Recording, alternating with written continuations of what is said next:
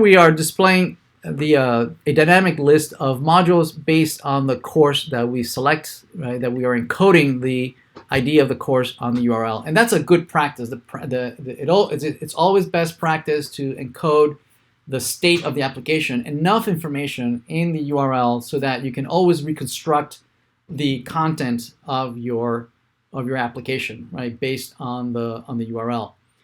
So, for instance, one of the things I would like to be able to do is, as we click or select different modules, we would like to maybe highlight it, right? And so it's a good practice that if the UI state needs to change, then that state should be encoded in the URL. So let's do that. We're going to convert these into hyperlinks, right? So that they have the ID of the module, so that when we click on it, we can encode it in the URL. So let's do that. So in the module list, right, we're going to wrap this module title inside of a hyperlink. Oops. All right, and the URL that we want to generate will be based on the basically what we want to do is you click on the URL, encode the ID of the module that we just clicked on, but without leaving the course viewer. We want to stay in the same course viewer. We don't want to navigate away. We want to stay here and just highlight the current ID, the current module, right? So we're going to rebuild, right, this ID, right, this URL. So let's do that. So the href is going to be / course, the course ID, which we already parsed from the path, right? But we're going to add modules, right? The module, and it will be the ID of the module. So module and then underscore ID. Okay? Right. So if we hover over this, notice that now there are URLs. If I click on it, if you look at the bottom screen here, you can see the URL that is mapped to that path. You see that? There it is. So we have the course ID, and the module ID. That's the same course ID, but a different module ID, and the same course ID, but a different module ID. There we go. Now, if we click on it, notice that for a second it displays here in the URL, but then it shows a blank screen, and that's because we are activating a route that doesn't exist, right? We are putting a URL on the screen for the browser that doesn't map to any component, right? So what we're going to do is we're going to head back to our routing module, and we need to map that new URL that we're using, right? And that has the pattern of course ID, then module, and then module ID, right? Module ID here, MID. There it is. So now, if I click on it, notice that I am staying in the same course viewer. Notice that we decided to stay in the same component, just render the same component, but just encode the module in the URL. Right there we go. See that?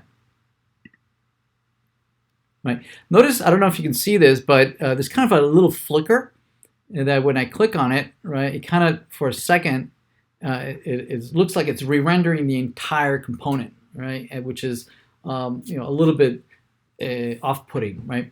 So to fix that, what we want to do is that we want our component to be smart enough to say, hey, the only the URL change here, but the content is changing, but I don't need to render everything, right? I only need to render just a few things, right? So we can invoke that behavior by going to the module list, right? And when we generate the hyperlink, instead of using href, because href is a deliberate navigation away from the screen of the page that we're in, it is a unloading of the old DOM and then recreating a brand new DOM. So instead, we're going to use a router link. So router link is going to be a little smarter than the href. It says, well, I don't really want to navigate away from the screen. Right? I want to stay in the same page. I'm just going to dynamically update where I'm going to navigate and render it dynamically without unloading the entire DOM. So if we do that and we come back here and notice that now notice that the URL is changing, right? But the content is no longer being flickering. Just to validate that this is working, we could additionally parse out, right? So since we are staying in the same module list, and that now we have the module encoded in the URL, and then we actually created a route for it, and we called it MID, right? We could parse it out, right, from the module ID, right? Let's see, in the module ID, where is it? Module component, right? We are already parsing the course ID. Well, we could also parse out the module ID from there, right? Right. So just like here, we're parsing the course ID, we can parse out the module ID, which has the name MID, right? And now that we have that in the HTML, right, we can validate that indeed we are clicking or selecting the module. So over here, we can say H3, we can render the module ID that is the current selected module.